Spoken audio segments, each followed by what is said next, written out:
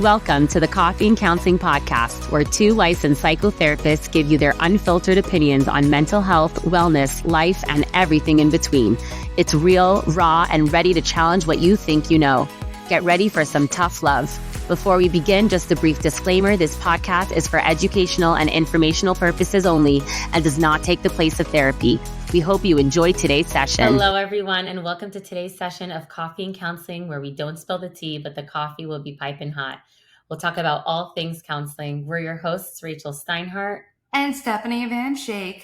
So if you've ever felt like therapy just isn't working for you, or maybe you sat in your car or in your bedroom after session and thought, why do I still feel so stuck? You're not alone, and there might be a reason or several reasons why this might be happening for you. And today we're breaking it down.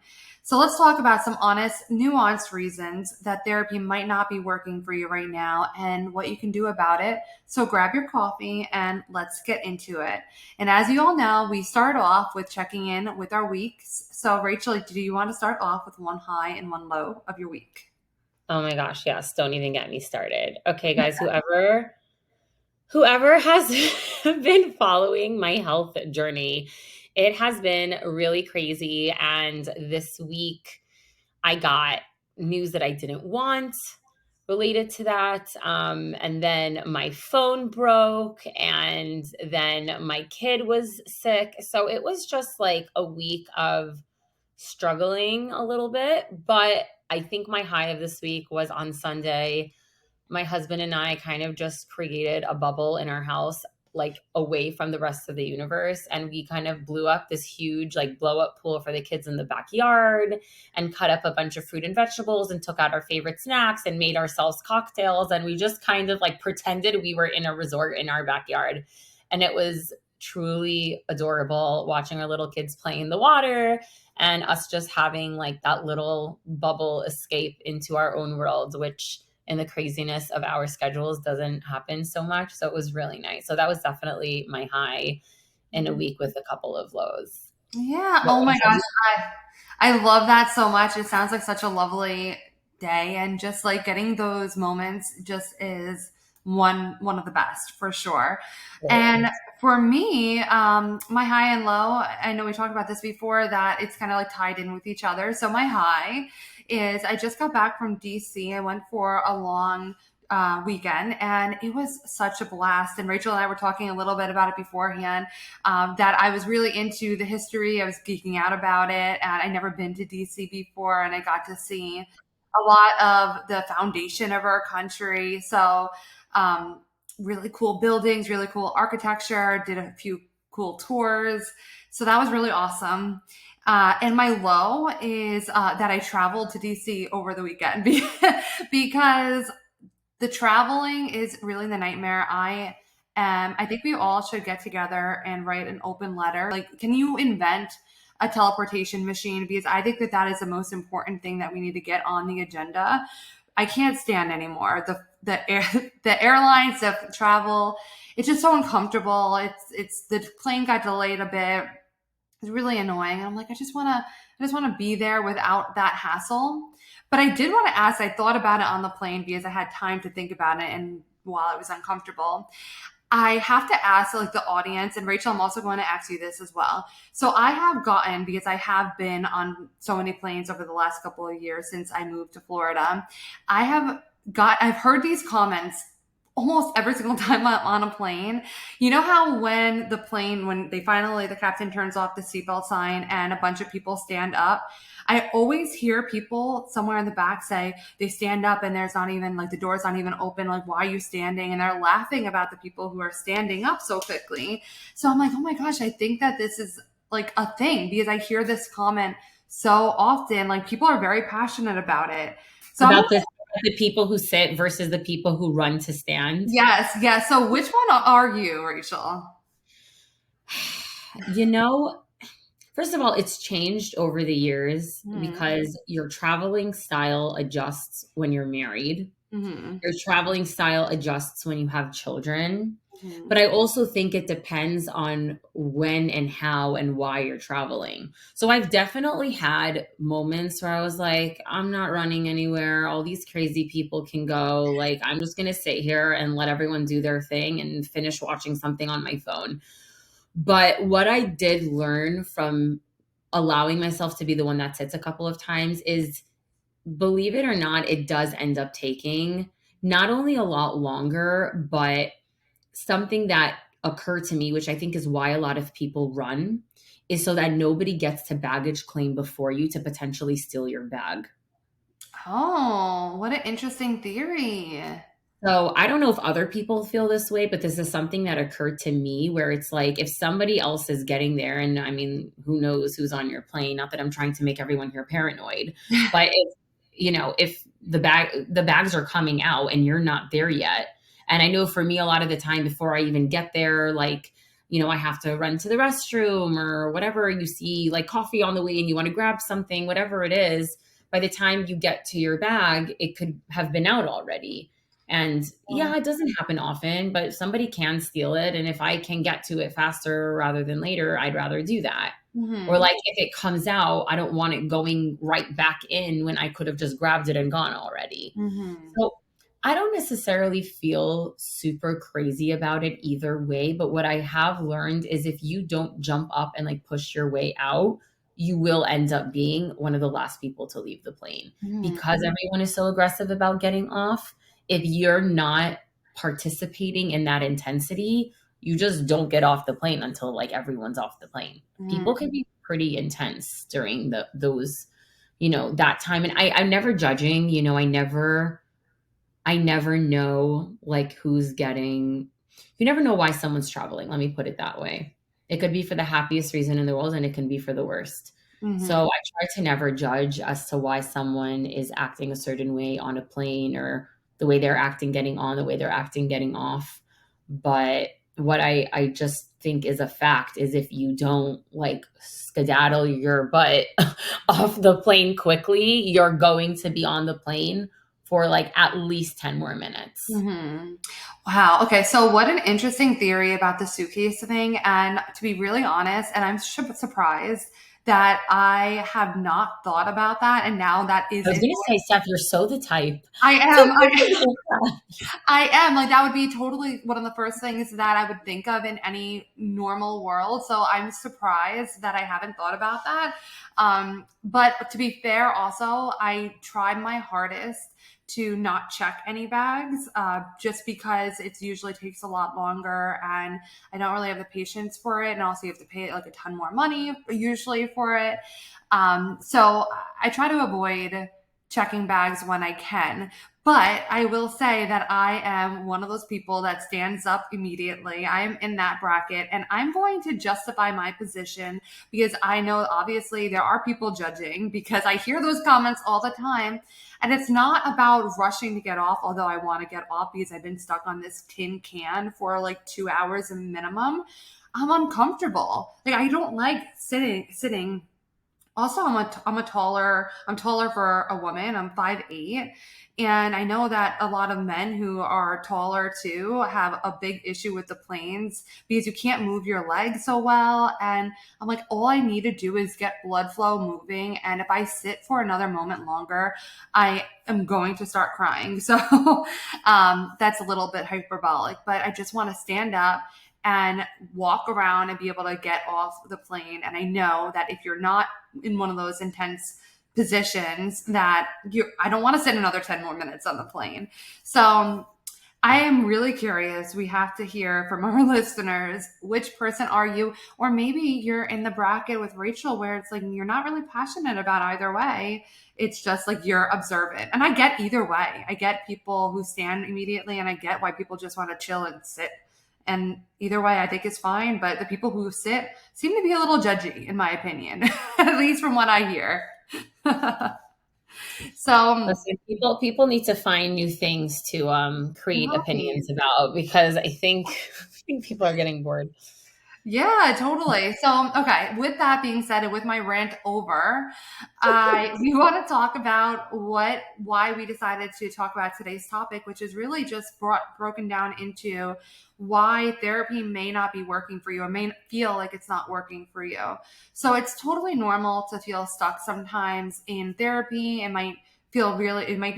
It is very normal to question the process of therapy. You might have heard of the saying that us therapists like to use, and other people as well, to trust the process. And you're like, well, what does that even mean? And it could be really overwhelming to understand if therapy is working, how to tell if therapy is working.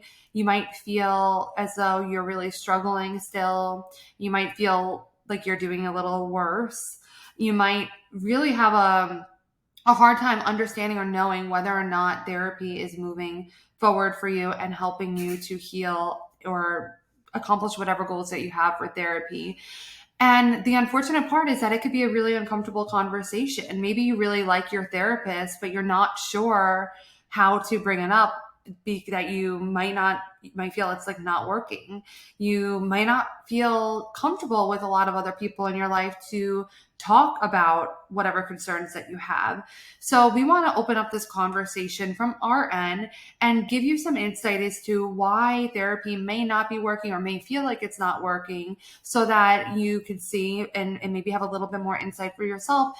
And hopefully we can have this topic more open up so that other people can give feedback and have this just open conversation with each other and the listeners, and hopefully in society as well. So I think one of the first things that comes to mind, and I believe I've mentioned this in a previous episode, this point that I remember in graduate school, my professor taught me, and I was kind of in shock, I'm not going to lie. It was one of the first things I learned in graduate school. My professor said, of all the things that you learn in therapy and all the things that you do as a therapist, the skills, the tools, the diagnoses, the methodology that you use, 80% of a client success rate has to do with the relationship between the client and the therapist, which is really bananas if you think about that.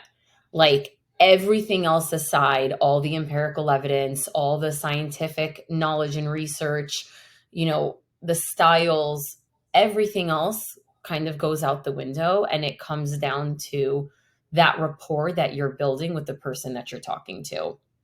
And so I'm going to say it, okay? Sometimes you're with a therapist that's not the right fit for you. And by the way, therapists, sometimes you're with a client that's not the right fit for you. That's okay. And we see this, and we've said this in a previous episode. Therapy is like dating. You gotta, I don't know if my family always says you gotta kiss a couple of frogs until you get I don't know why they say this. Wow, you guys. she's disgusted. Sorry. But, you have to test the waters until you're sitting in that chair and you're like, you know what? That I feel safe here. I feel comfortable here. This person gets me. Maybe they're pushing me the way I need to be pushed. You have to have that relationship in order for therapy to work, because you could be sitting in front of the most trained, skilled, experienced therapist with all of the degrees on the wall, and they might not be able to help you at all. That is the reality of therapy. You just have to fit with the person that you're talking to. The style that the therapist is using needs to work for you. Their personality needs to work for you. The way in which they bring things up, the way in which they call you out. It's really just like, you need to go shopping for the right therapist, and you have to understand that, yes, there may be an element of discomfort in recognizing when you're not with a therapist that's the right fit for you, but understand that any ethical and moral therapist who wants what's best for you does not want you to stay in a therapeutic relationship that's not benefiting you. One of the first things I say to every single client that I have, and I'm almost 100% sure Steph has the same conversation, one of the first things I say in every one of my first sessions is, please, please, please, for the love of God, if you feel uncomfortable in a session with me, or you feel like this isn't going well, tell me. I will personally refer you out because I want you to feel better. And if that's with me, great. And if it's not with me, that's totally okay. Like, I want you to get to where you need to go. And it's part of my ethical duty to help make sure that that happens for you, even if it's not with me. And so clients, if you're finding yourself in this position, please understand that the right type of therapist is going to want that for you. And the wrong type of therapist can go fly a kite.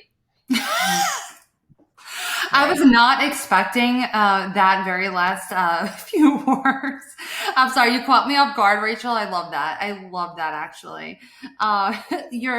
This is totally right, because therapy is a very unique relationship and a very unique field. And in most things, it doesn't matter if you click or whatnot. Generally, you might want to work with someone who, in different ways, that jive a little bit well, or you're okay with working with, they don't totally piss you off or whatever. But at the end of the day, like, if you're going to a cashier, it doesn't matter if their personality fits yours.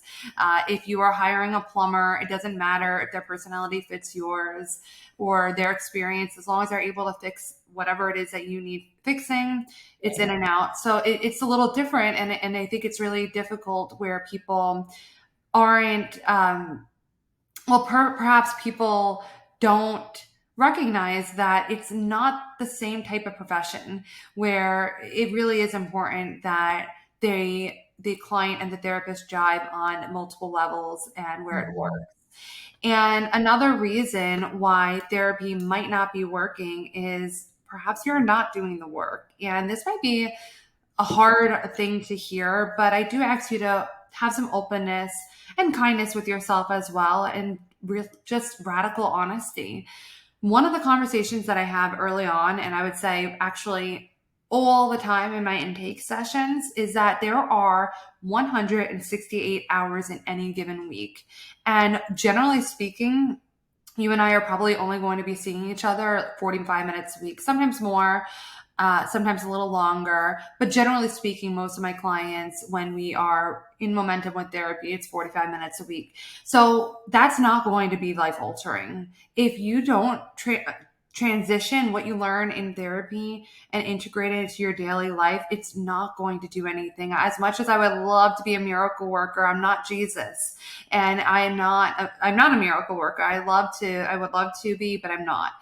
And no therapist is. So if anyone says, oh, you could come here and it's 45 minutes a week and then that's it, you don't have to think about it again until the next session, I don't think any therapist would say that. But if that's the case, please run and fly a kite as those therapists. I had to bring it back. Okay. But I always say one of the things that I value very much in therapy is having some form of homework or some way that we are integrating what we learn and reflect on in therapy outside. And we work with you to collaborate and make sure that these goals are, well, it could be the form of goals, it could be the form of journaling prompts, worksheets, homework, whatever it is that we decide as a team, both the therapist and the client, what is the most appropriate next steps. And sometimes we talked about this in our last session, emotional avoidance. And you might be avoiding doing the work because the work can be really hard. And not only can it be really hard, it could be really unsettling. It could be something that brings up a lot of emotions that we want to avoid. We talked about this last week, that there are negative emotions, and generally speaking, that just means that we are uncomfortable with them and want to avoid feeling them. However, they still are important to feel and be able to move through. So boundaries also might be a homework assignment. Like I said, worksheets, journaling prompts, behavioral experiments, depending on what it is that you're working with. We want to make sure that you know how to bring it outside. Recovery and change happen in between sessions, not just in those 45 minutes that you see your therapist. 100%. And, guys, sometimes you're in a session where you don't even necessarily think some crazy thing is going to be talked about, and you can leave that session feeling like you just got hit by a train. And sometimes those are the sessions that make you completely curl back into your shell, close off, build a wall. And that's the point where therapy just stops becoming productive.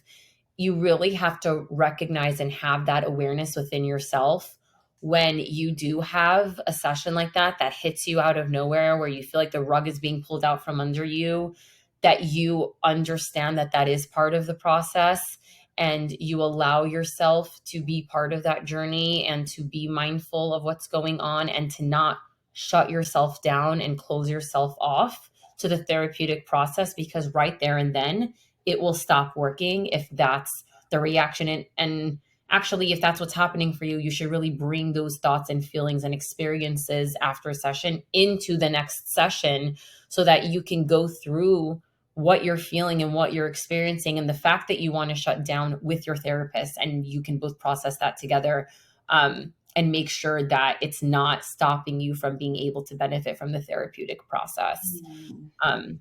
So just keeping that in mind. And to put things really bluntly, no offense, some therapists are bad. Some therapists are not good. Some therapists are not that great. It's just a reality. Like, hard to say. It's a fact. Not all therapists are created equal. We've talked about this in the past. There are therapists that have, red flags, the therapists that make the sessions about themselves, the therapists that try to push their own agenda onto you, the therapists that maybe don't create a space where you feel safe or seen or heard or not judged. Um, Sometimes you have a therapist that's validating you way, way, way too much. Sometimes you have a therapist that's not validating you at all. Sometimes you have a therapist that's just like super weird and inappropriate. But, these things happen, and that's valid. If you're in a session and you're kind of asking yourself, I don't know if this is weird. And sometimes, by the way, you might feel that way and it might be totally normal, and you can talk through that with somebody. But trust your gut. If something feels iffy in a session or off to you, I do suggest you open that conversation, look into it, look it up, but trust your gut. Some therapists are just bad. Yeah. Reality. There's good and bad in every profession, and therapists are not any exception. And it reminds me of something that I've heard not once, but a couple of times from clients. I wonder if you've ever heard about this, Rachel, or have had this experience where a client has disclosed to you that in the past, when they were younger, perhaps not able to make their own decisions, that the entire family was seeing one therapist individually, not a family therapy session. They were all seeing the same therapist for individual therapy, which is not supposed to happen, guys, because I've heard this happen so much, though. So much. That's wild to me, because that is so inappropriate, and that kind of falls under the category of a therapist not being that good. And I don't know why anyone would agree to that, or if times were different. I don't imagine things were different, because also I hear that it's not even that long ago that things like this happen. It happens all the time. I know therapists who do that. Really? I do.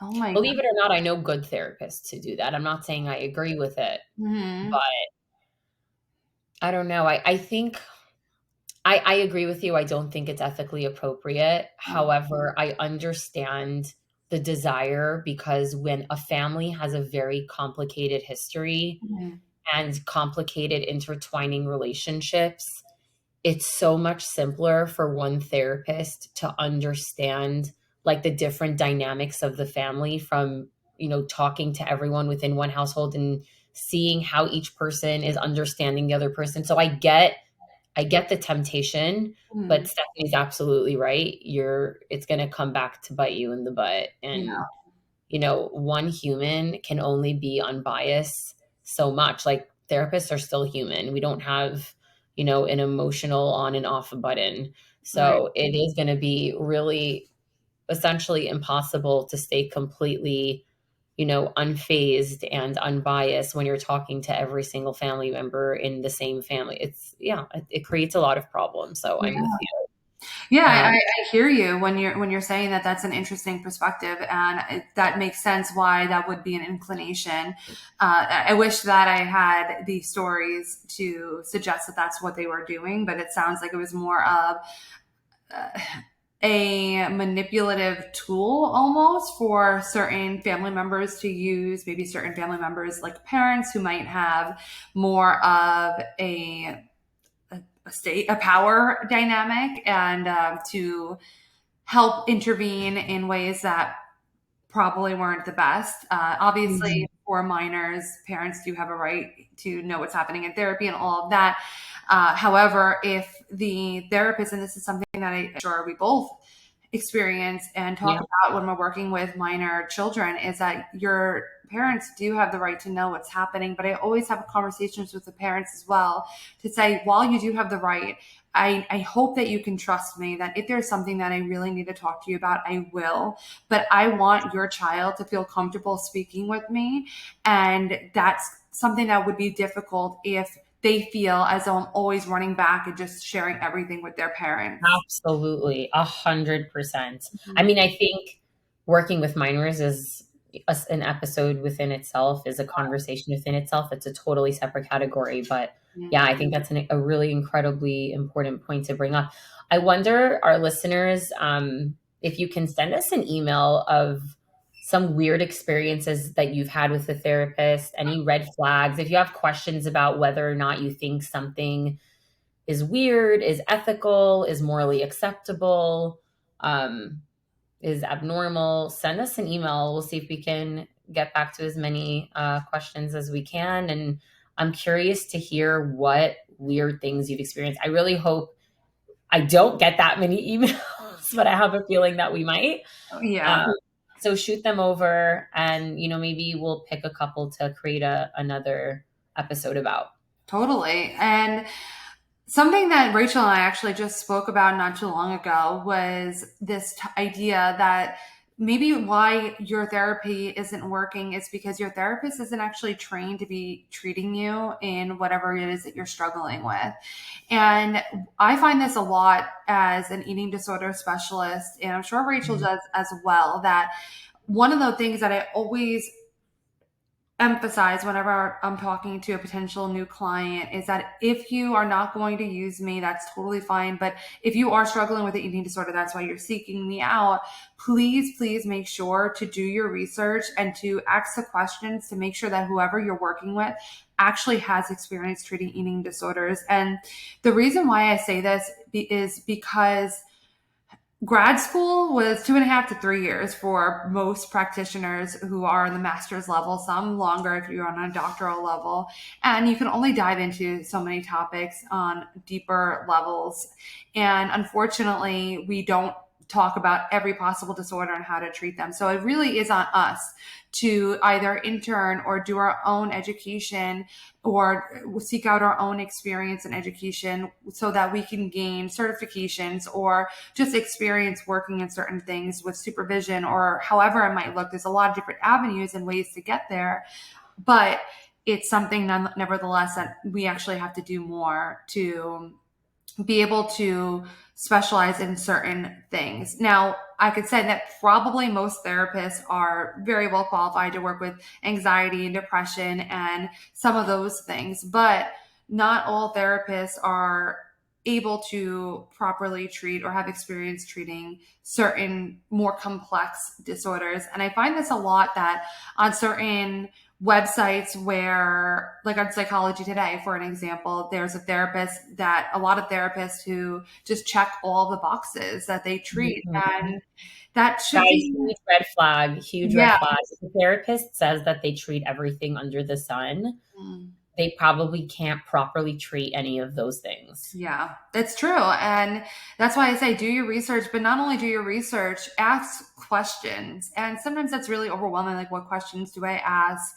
But just starting off with how do you treat X, Y, and Z, whatever it is that you're struggling with? Like, what has been prior clients' experiences? Obviously, they're going to give you answers HIPAA compliant. They're not going to say, oh, well, Susie, she went with me for a year and a half and this is her experience. But no, we could do generalized explaining how we've been able to help people in the past, and then trust your gut. And when Rachel and I were having this conversation, one of the things that I was saying that even though technically we're qualified, we have the license to be able to treat something like schizophrenia. If I told you that I could treat schizophrenia and then at this point in time I'm qualified to do that, I would not be being honest with you. And I would find it actually really unethical. Even though technically I am licensed to be able to treat it, I am not trained to be able to treat it, and nor have I sought more education or training to be able to treat it. So if someone comes to me, which they have, who is struggling in this way, I do have other professionals that I believe that I know work with certain things that I will refer out to. And that is also a green flag, by the way. If you have a therapist that you're seeking out that's saying to you that, listen, I don't work with this, but I do know someone who does, and they're able to put you in touch or just refer you out, or just say, I can't do this. Not even saying they have to give you someone else. If they don't know, they don't know. But to recognize our limitations, that's basically what I'm saying. When therapists are able to recognize our own limitations and hold ourselves accountable, that I am only going to treat people that I am qualified to treat. And if I'm not, there have been certain people who have said that this is something that they're dealing with, and I'm uniquely qualified to treat part of it, but not another part of it. I will be honest and say, listen, like, I don't really have a lot of experience in this.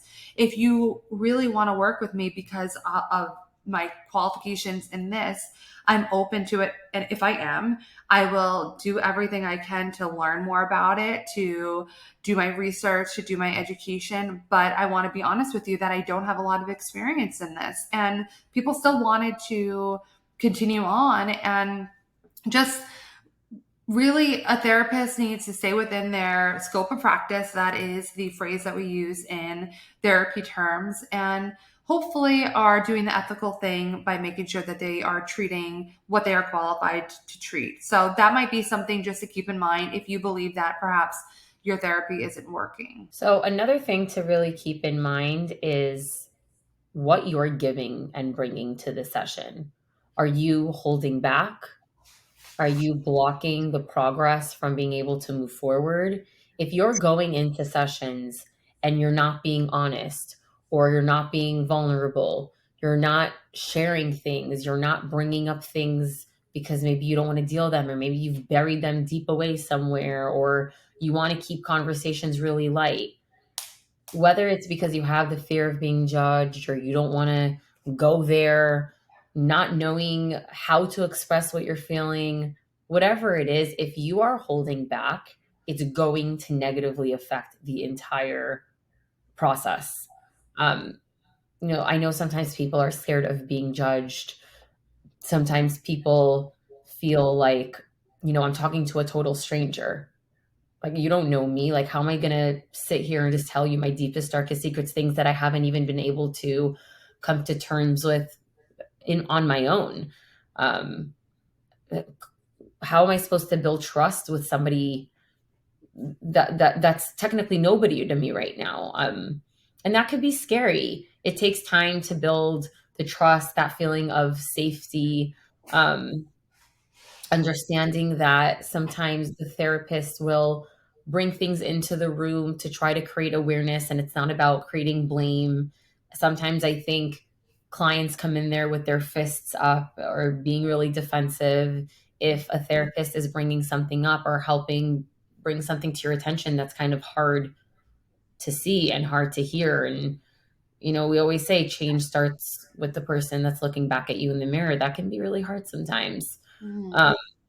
It can be really helpful to just walk into session and say, this is scary. I don't want to talk about this.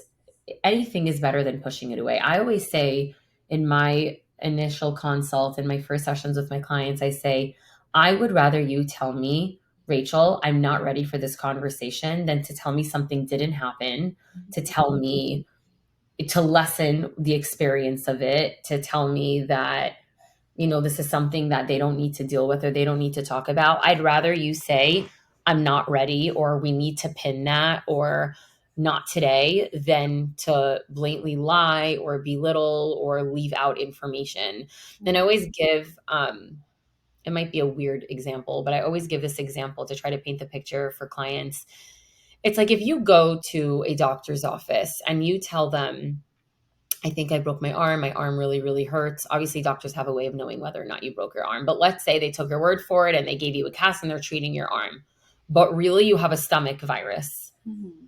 Like they can't help you with your stomach virus if they think your arm is broken. Mm-hmm. At the end of the day, like we are not detectives. Yeah. We're not here to, be the FBI and figure out what your problem is. We can only work off of what you tell us. I know this is a huge myth where people think that therapists are mind readers, but we're not. We can study your behavior, we can study your reactions, we can study your body language, we can study your tone of voice. So yeah, sometimes we know when you're being dishonest, we know when you're hiding something, we might know when you're belittling something or making something a bigger deal just based off of our training. But at the end of the day, we aren't mind readers. And for the most part, we are taking what you're saying at face value. And that's kind of all we have to work off of. Mm-hmm. So if you're telling us, for example, trigger warning, I never experienced sexual assault, and you have experienced sexual assault, that's going to be extremely detrimental to your process. Yeah. Even if you say something like, I've never been bullied, and you have been bullied. Like these are things that really have a humongous impact on your progress, on the entire process of therapy, of how the therapist interacts with you, of what they bring up, of the modalities they choose to use, of the style they navigate with you. It really affects everything. Yeah. And so the next time you're going into session and you're filtering through what you're saying and what you're doing, just think again, because you're really ruining your own therapeutic journey, and it's just really a shame. Yeah. Honesty is so important because we can't treat what we don't know. Just like Rachel had illustrated with that analogy. But also when it comes to being honest, there might be a lot of things holding you back. Maybe you're not ready to fully be honest because it feels too vulnerable. You just met this person. Maybe you just met your therapist and you're still feeling it out. Maybe you're afraid of being judged. And that's why it's also going back to the first point that we had made, that it's so important to have a good fit, because ideally a good fit is also going to make sure that you know that you have a safe space to be completely honest. People think that we are judging them. People are fearful rather of us judging them or of saying the wrong thing or disappointing their therapist. I really hope that you can put all that to the side to the best of your ability. A good therapist is not going to do any of those things. We understand that. No, well, one, you're not disappointing us. We understand that perhaps you are struggling in a certain way and we need to figure that out or work through it. Maybe it is something that you are not willing to do, but we need to address it and acknowledge it. That doesn't make us disappointed in you, or you saying something that maybe you feel is like super weird or that you shouldn't have said or you never disclosed to anyone else. That could feel so vulnerable and it could make you concerned that someone might judge you. So I hope that you can do your best to try to push through all of that to be honest, so that you do have the best chance of therapy working for you. And other components of you not being ready potentially for therapy, it's sometimes if you are in survival mode, which if you don't know what I'm referring to, check out our earlier session on this. But if you are in survival mode, you might feel as though you're just getting through the day-to-day. You're just taking care of your immediate bodily needs and making sure there's a roof over your head, those types of things. If you're in that type of stage, therapy might feel as though it's so far off, it's impossible, or if you don't have a space to live, therapy is like not the first thing to worry about, and it's not going to be effective because most importantly, you need to find a space that you can go home and sleep at night. Trauma can also make it really hard to put your barriers down in order for therapy to be helpful. It might be a protective mechanism, a defense mechanism. You might feel as though you need more stability in your therapy or more comfort with your therapist before you're willing to unpack those deeper issues or those issues that might feel very vulnerable to talk about. And going back for a moment to that idea of potentially disappointing your therapist, one of the things that I always say to my clients is that if you fail to do something, I never use that word. If you don't do something that we had talked about between sessions, it's not a failure. It's actually just information.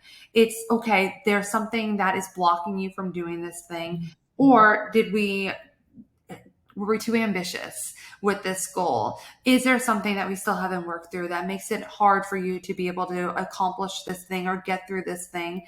That's what therapy is for. So it's not about having the answers or perfectly administering all these things, integrating them into your life and just getting better and everything's fluid and just an upward trajectory.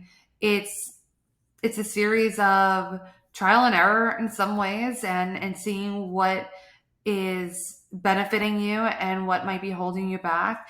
And sometimes it could feel as though you're getting worse. And I used this analogy before in one of our sessions where it's like crocheting a blanket, that if you have messed up a couple stitches, you can't just go back in and fix it. I mean, you can, but there's always going to be a little bit of an issue with that area. Instead, unfortunately, you have to undo the blanket in order to get to the spot that you had missed or messed up to redo it. I'm not saying every part of therapy is like that, but sometimes we have to undo the blanket, fix it at its core, and then continue moving on. So sometimes it might feel as though you are unraveling and that therapy isn't working, but it doesn't necessarily mean that therapy truly isn't working. And that would be a great conversation to have with your therapist and ask about what that experience is like for you and what their thoughts are on that.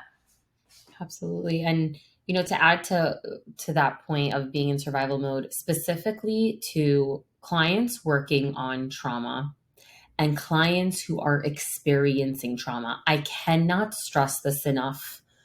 To my trauma clients who are listening, to trauma clients who are not my clients, to future trauma clients, I want to make this really clear.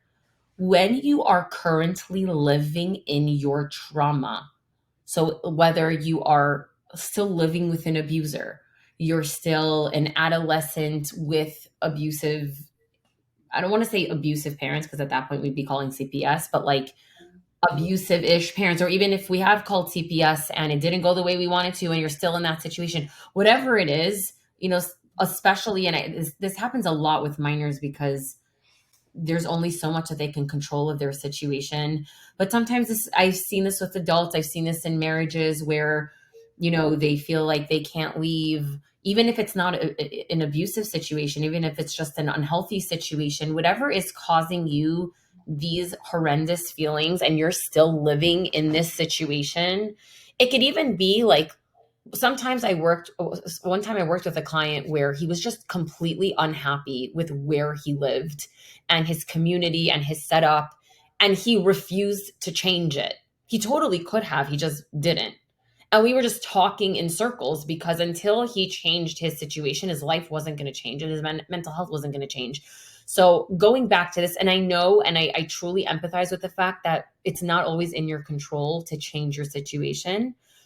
Adults, it's a little bit more in your control sometimes, but keep in mind that if you're in a situation where you're coming to therapy to work on trauma and you're still living within that trauma, there is only so much that a therapist can do. Because if you're living day in and day out in the situation that's causing you these mental health issues, we're essentially just getting you from the end of one day to the beginning of the next day, and so on and so forth, until something in your actual situation changes. And I know that sounds a little bit depressing, but it's just reality. Because a lot of the time in life, it's not that, you have some disease or some mental illness and something is wrong with you. It's just your situation is horrendous. And until your situation is different, you're going to feel pretty crummy and pretty bad. And there's only so much we can do to help with that. So I really want to just emphasize, because I see this happen so much with clients, that that's a very unfortunate reality, where if you're seeing us while you're living in that space, it is normal that you're still going to experience a lot of the negative things associated with an unhealthy situation, a trauma, an abusive situation, whatever it is. So just keep that in mind. Um, and that really kind of ties me into one of my last points, which is that sometimes therapy is not enough on its own. And so sometimes we are dealing with a serious mental illness and we need to look into therapy. We need to look into incorporating our physicians into what's going on with our physical health, talk about genetics, what else is going on there. And that is very much connected to the trauma, looking at the environmental issues. If you're not setting yourself up for success, you're not, like, the therapy is only going to do so much, right? So looking into, is there a biochemical, physiological, environmental, social, like the people that you're surrounding yourself with, is there something outside of yourself or therapy that's keeping you stuck in the space that you're in? And if the answer to that is yes, like normalizing and considering medications, talking to other types of providers with eating disorders, going to a dietitian, a psychiatrist, a doctor, whether it's a higher level of care sometimes. Sometimes somebody needs to go to residential, they need to go to inpatient, they need to, again, change their life situation, get a new support system. And these things, a lot of the time, are incredibly difficult. I'm very aware it's easy for me to sit here and say, oh, change your situation. I'm not by any means sitting here thinking that that's something simple to do. I think we all can relate to what it feels like to be in a life circumstance that's beyond your control. Doing whatever you can within your means and within the reality of your setup to create changes that will have positive effects on your mental health and on your therapeutic experience. So just, showing yourself grace in that situation, and also showing your therapist some grace that there's only so much they can do. Yeah. And remembering that therapy takes time. And unfortunately, even in today's world where we have a lot of a better understanding as to mental health and therapy, there's still a lot of people who think that I go for a couple of sessions and I'm magically going to be healed. And Rachel, I saw on your Instagram story today, it's like, oh, I went to therapy thinking that one session would heal me. And it was like this truck that had like all this garbage on it, leaving a yard. And that's what it reminds me. On my page. I love it. I loved it. And it's so accurate that a lot of times if you are coming to therapy, there might have, especially if it's for the first time and you haven't really dealt with a lot, there might be a lot that maybe you didn't really even know you were going to be dealing with, or even maybe it is exactly what you're dealing with, but you thought it might be a more simple process than what therapy truly looks like. And sometimes there are certain types of therapy and certain types of situations that a brief amount of sessions actually would be beneficial for. Generally speaking, it's usually a longer period of time, and it depends on the person. It's so dependent on what you're struggling with, your willingness to get better, your motivation is to what you're willing to do, and the fit being right. So having some patience is really important. So maybe you feel as though therapy isn't working because you haven't given it enough time. And that's something I hope that you could be really honest with yourself. And it's frustrating sometimes that you are waiting and trying and doing all the work and still feeling as though it's not quite working. But bringing it back to what I said earlier, trying to trust the process while keeping all the things that we talked about in mind, if there really is maybe a different reason that therapy truly isn't working, or is it that we just need to give it some more time? So let's just talk about some of the takeaways, because I know we covered a lot of ground today. If therapy feels like you're stuck, you're not failing if therapy isn't magically fixing you in 2 minutes. Okay. a lot of the time there's a reason that therapy feels like it's off, and there are ways to make it better. There are ways to recalibrate. Taking a moment and looking into the different topics that we brought in. What's your circumstance? Are you in survival mode? Is this a bad fit with your therapist? Is your therapist a bad therapist? Is your therapist equipped to do what they're doing? Are you holding yourself accountable? Are you doing the hard work? But whatever it is, if you're feeling like something's off, do not be afraid to speak up. Don't be afraid to make a change, get a new therapist, talk to your therapist about it, take a pause, give yourself some grace, give your therapist some grace, and don't be scared to ask for what you need, because you deserve to be in a therapeutic relationship that's going to get you the results that you want. And you can have that, and you should have that. So fight for it, and don't be scared to fight for that. You are your biggest advocate. So hopefully you can take that and advocate for yourself. So that brings us to today's listener's question.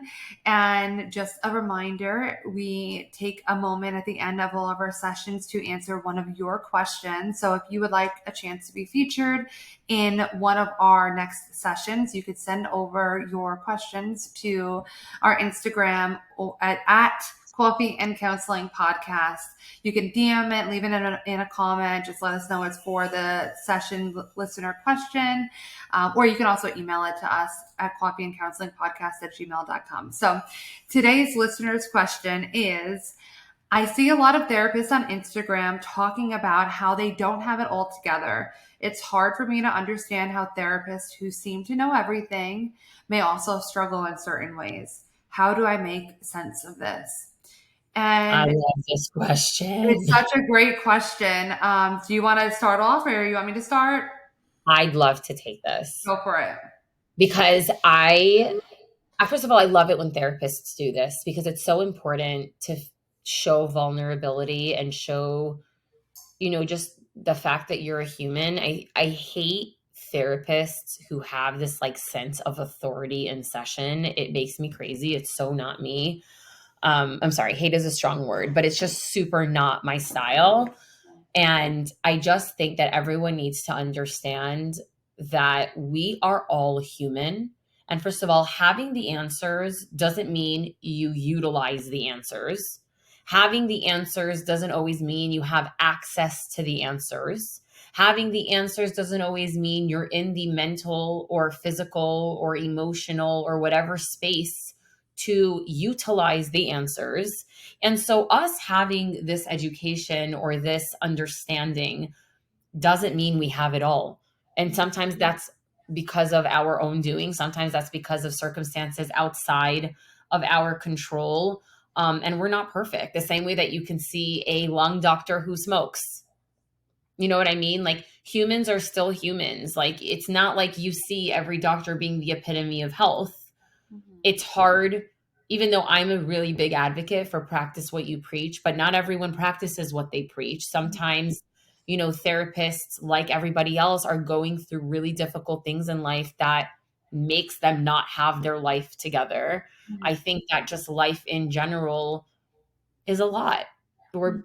Steph and I talk about balance all the time, and it's truly a balancing act. And even though we have tools and skills, even the best of us that try to utilize it and try to implement what we preach, it doesn't mean that life becomes easy, and it doesn't mean that everything magically falls into place. Life is still life. It's just your relationship with the world around you. And sometimes that's getting better. But you being able to contain yourself in a moment doesn't mean that you have your stuff all together, if that makes any sense. That really is so comprehensive, and it's such a great answer to everything. So I don't have much to add, other than just therapists are people too. We're all humans. just reiterating that. And I love the analogy that you use as well, because doctors are not always the epitome of health. Therapists also struggle. Plumbers don't have the perfect plumbing. Like, they can have a pipe burst too.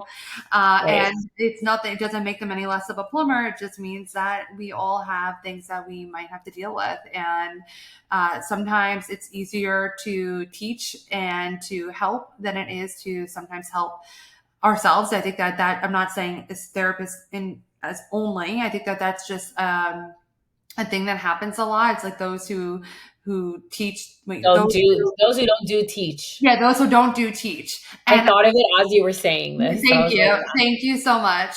But it is really important. And I really do advocate to the best of my ability to practice what I preach. And it is certainly a learning curve. But I think it's also something that if we haven't gone through everything in our lives, we're just hunky dory and everything was perfect and wonderful and all that stuff, I don't know how well we'd be able to actually help, to be really honest. We can have all the education, but if we haven't actually been through stuff or thought things through or have done the work in some ways, then that might make it where we're not as effective. And we talked about this in our session about like what the ultimate goal, what the real goal is of mental health. And it's not about everything being perfect.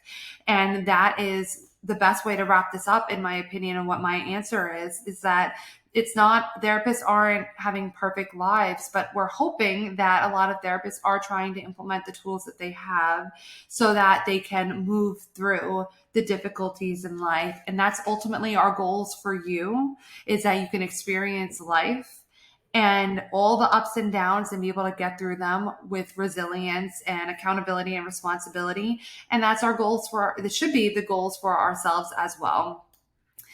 And so with that all being said, we really appreciate you being with us today. And we hope that you give some time to reflect on this session, whether therapy is feeling off or you're just questioning the process. We hope that the session gave you some clarity and hopefully as well permission to explore what you really need. We are curious to hear about whether or not you've ever had an experience like this. I'm really curious as well, what Rachel had asked earlier, if you would be willing to share some experiences that you have had with a therapist that maybe was a red flag or didn't seem right or whatever, just felt off. We are really curious to hear about that. So we hope that you will send that in. Again, you can send in questions or comments to our Instagram at Coffee and Counseling Podcast, or email us over at coffeeandcounselingpodcast@gmail.com. Everything that we talked about and more information about ourselves and our practices and coffee and counseling will all be linked in the show notes. Have a great week, guys. Thank you so much for being with us today. Please follow our Instagram at Coffee and Counseling Podcast and send any questions you have about any topic to us via direct message for a chance for your question to be featured in one of our next sessions. You can also email us your questions or topic suggestions at coffeeandcounselingpodcast@gmail.com. Make sure to check out some of our other sessions available to you right now. Once you drink up all of those and your coffee, come back next Tuesday for our next session. The information shared in this podcast is for educational and informational purposes only and does not constitute therapy or mental health advice. Listening to this podcast does not establish a therapeutic relationship between you and the hosts.